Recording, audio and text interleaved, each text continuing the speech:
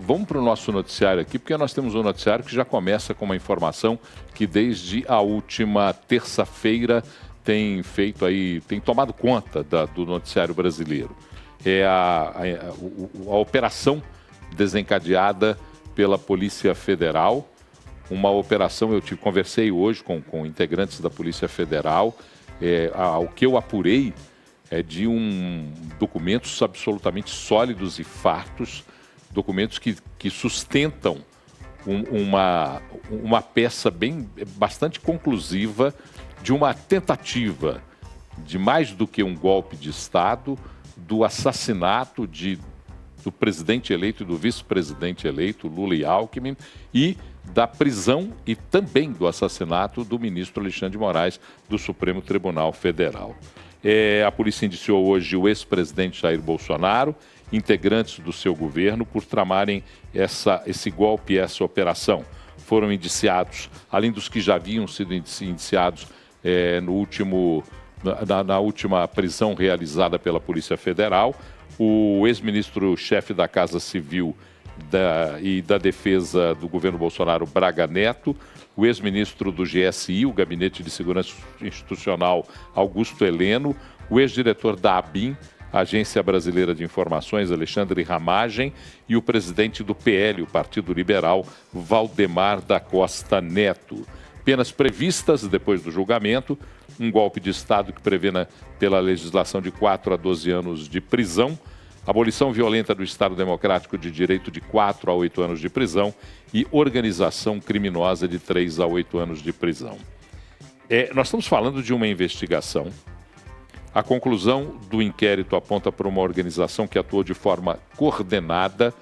Volto a repetir, eu conversei com integrantes da Polícia Federal e é sólida, é farta a informação que, segundo esses integrantes me passaram, a Polícia Federal instruiu e forneceu nessa apuração e nesse inquérito.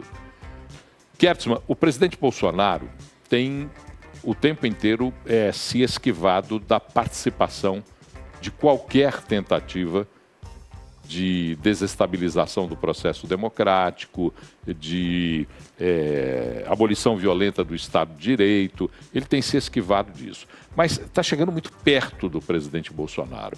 Eu aqui não estou cometendo nenhuma informação com julgamento, com juízo, não. Eu só estou traçando o que a gente tem visto. Está chegando muito perto do presidente Bolsonaro. Você acha que vai atingir o presidente, que esse inquérito agora começa a avolumar as questões que são levantadas aos poucos aí e que vai ser difícil a defesa de Bolsonaro diante de tanta coisa que tem sido apresentada? Olha, Paulo, eu não acho que vai chegar perto do presidente, não. Já chegou. E quem diz não sou eu. Quem diz é a própria peça de indiciamento.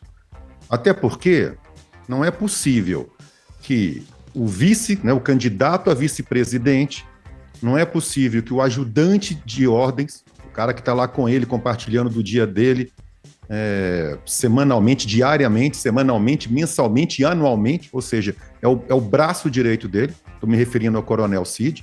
Não é possível que o segundo homem da Secretaria-Geral da Presidência, ou seja, a porta do lado, é o general da reserva, o Mário Fernandes, que foi preso ontem. Não é possível que todas essas pessoas, todos esses agentes, cujas provas os incriminam de forma cabal, não tem como negar tudo que eles fizeram, porque está documentado, tem prints, tem imagens, tem trocas de mensagens.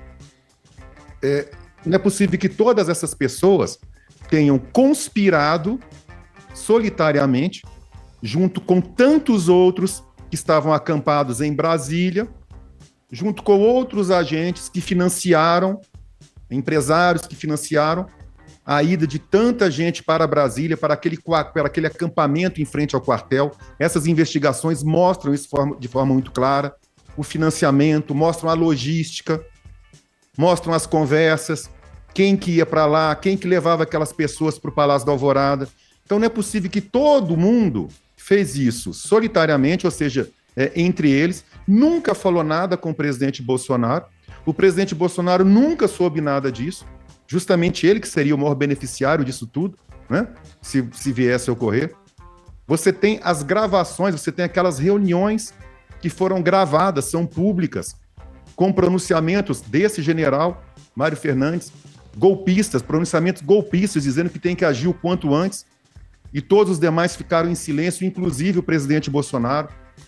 Você tem esse próprio general imprimindo esse documento, imprimindo esse plano, punhal verde amarelo, na Secretaria-Geral da Presidência.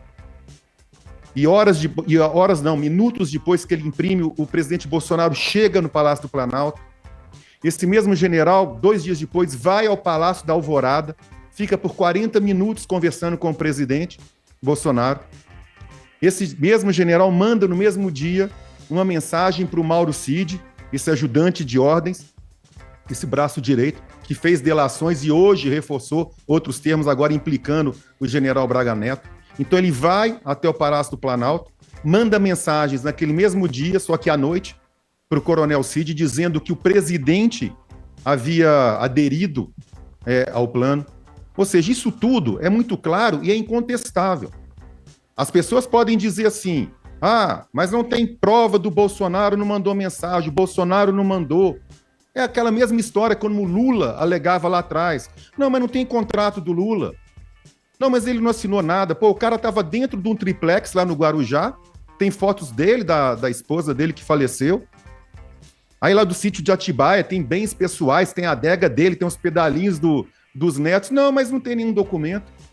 Gente, a gente tem que parar com essa história de, por predileção, por gostar de um ou de outro, a gente negar os fatos, que são fatos muito graves. Fatos que o Brasil, num passado não tão distante, viveu com a ditadura militar. A gente não pode aquecer com algo assim.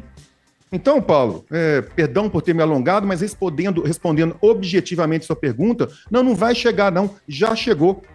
O indiciamento é muito claro. Agora cabe à Procuradoria-Geral da República aceitar ou não, ofertar ou não a denúncia ao Supremo, que vai acatar ou não essa denúncia e, a partir daí, prosseguir com o devido processo legal. Claro, o Kertzmann traça aí, na opinião dele, um cenário em que compromete muito o ex-presidente Jair Bolsonaro.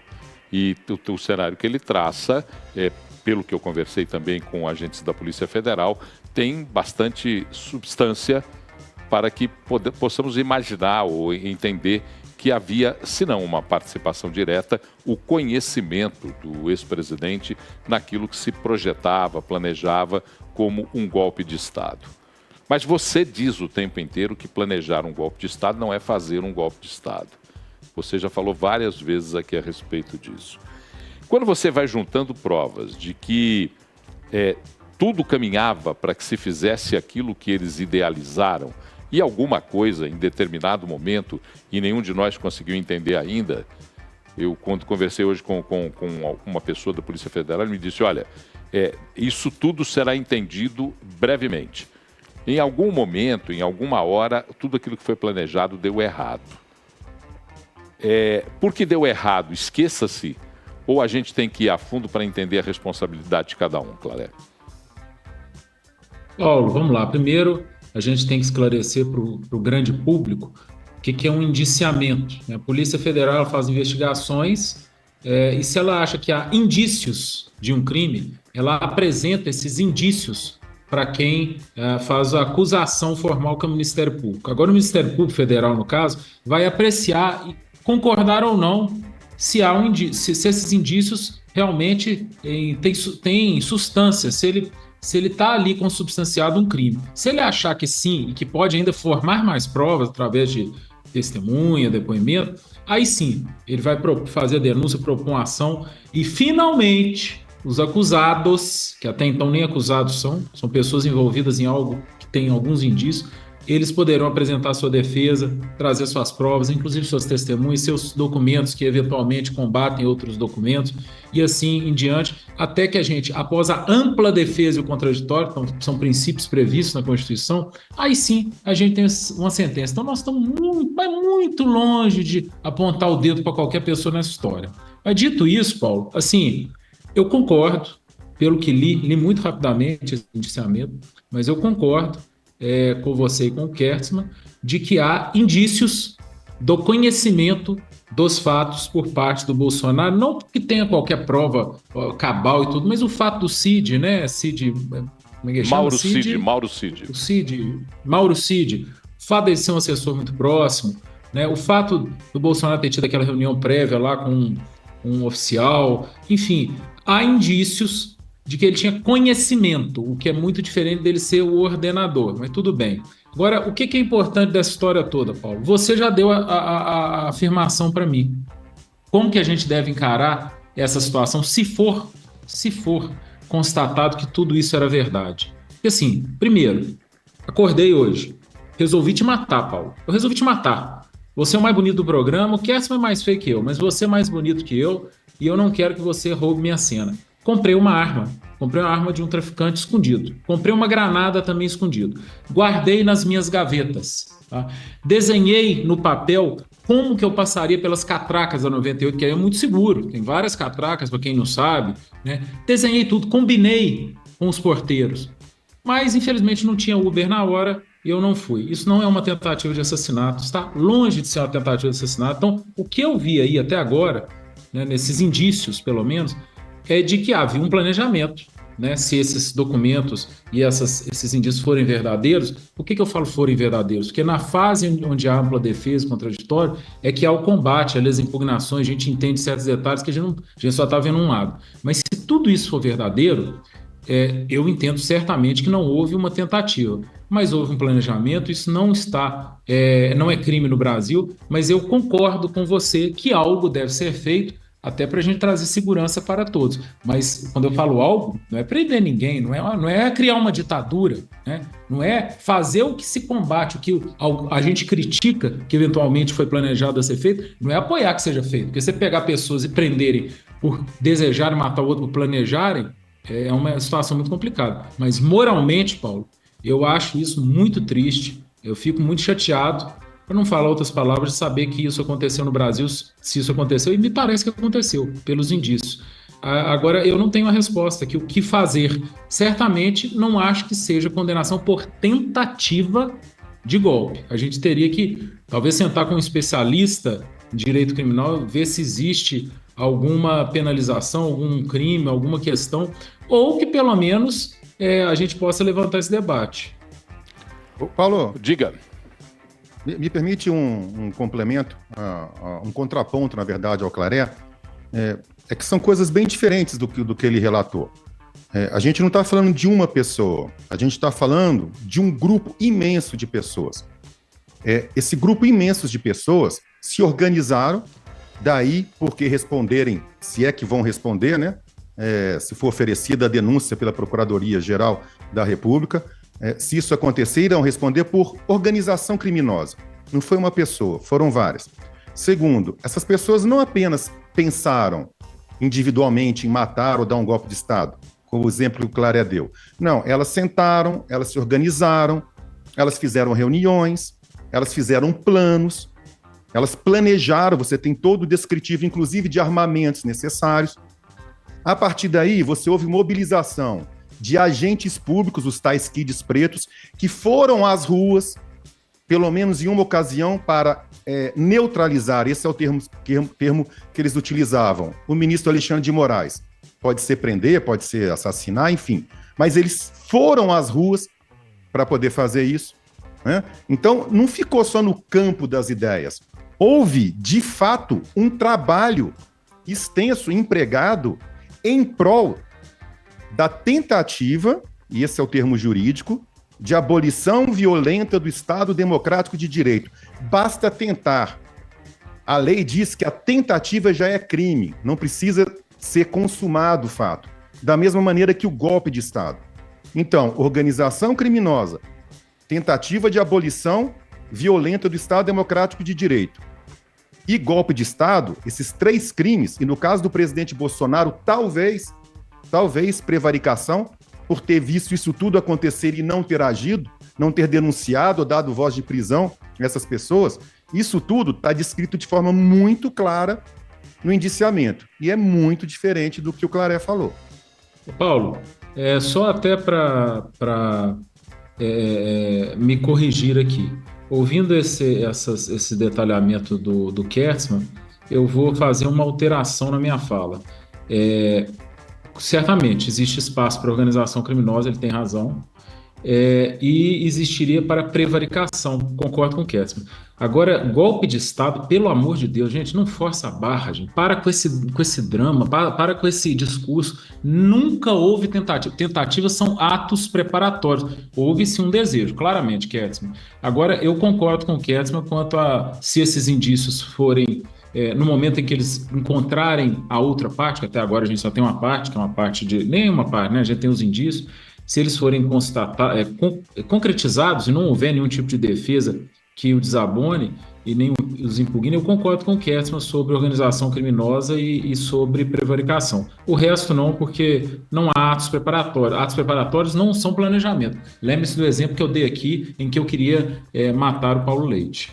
Mas eles foram às ruas, Claré, para poder neutralizar o ministro Alexandre de Moraes. Isso está documentado. Agentes foram às ruas para fazer isso. E porque atrasou uma reunião no Supremo, isso acabou não sendo concretizado. Eles foram, de fato, às ruas. A documentação, já foi... Alguns desses documentos já foram publicados, inclusive. O ministro Alexandre de Moraes quebrou o sigilo do inquérito que apura a tentativa de golpe de Estado. Alguns documentos foram apresentados. Esse documento a que se refere Kertzmann já foi apresentado, já é revelado, que é um documento onde existe uma troca de mensagens. O Exército Brasileiro tem um aplicativo de mensagens próprio, particular, chamado UNI. Esse aplicativo falhou em algum momento e esses agentes da segurança, generais do Exército, tenentes-coronéis e outros que tais, trocaram informações através do WhatsApp. Foi aí que a coisa começou a virar público. Então, eles deixaram de usar o UNI e passaram a utilizar o WhatsApp. E, nesse momento, o vasculhar lá do metaverso, né, que se faz lá na memória do... Metadados. Metadados, desculpa. Na memória do smartphone, quando se vasculhou, encontrou-se então essas conversas. E numa dessas conversas, esse documento já vazou, numa dessas conversas, há a referência do atraso da sessão em que estava o ministro Alexandre de Moraes, e aí eles abortam a operação. Isso é narrado de maneira farta, com documentação. Tudo isso a gente tem que entender aonde isso vai casar coisa com coisa, e aí eu concordo com o Kertzmann de que as provas são robustas, os documentos apresentados são assustadores, os que vieram à tona até agora, mas também concordo com o Claré, que é preciso se entender exatamente tudo, quem era peça por peça, como é que se monta esse tabuleiro de xadrez. Porque Paulo, você sabe qual que é o maior medo nessa história? Diga. O meu maior medo hoje, Paulo, é aqueles que estão no poder se utilizarem desse quase fato ou fato, né, para aí sim consumarem um autoritarismo máximo no Brasil, mas não com tanques nem armas, e sim com a caneta, que eu acho que a gente está a meio passo já disso. Eu entendo, Claré, entendo claramente. Acho que assim, eu tenho muito medo de qualquer tipo de processo autoritário, quer seja ele pela imposição da arma, quer seja ele pela imposição bélica, quer seja ele pela caneta do juiz. Qualquer processo autoritário é perigoso.